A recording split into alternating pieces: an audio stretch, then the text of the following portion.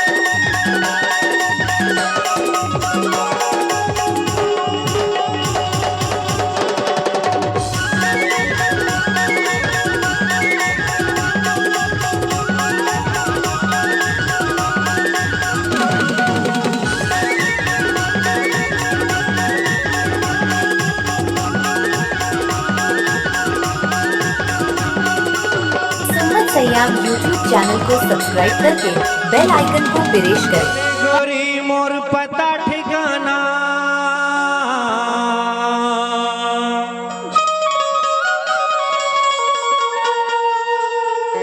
गांव बल्ही मोर शाहपुर थाना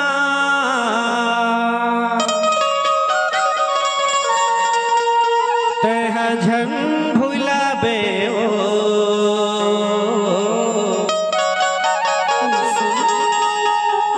मोर नाम हवे लक्ष्मीदास गोरी ते पूछते आबे ना पक्का आबे लवारी तो नहीं मारा थस वो नहीं मारोगा ईमान से कहा थस ना हाँ। ले ले गोरी मोर पता ठिकाना गावली मोर शाहपुर थाना जन भुलाबे ना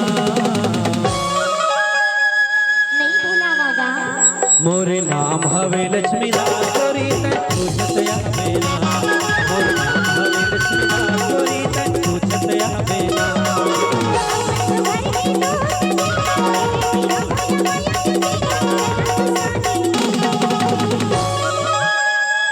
किससे वो मोरे नाम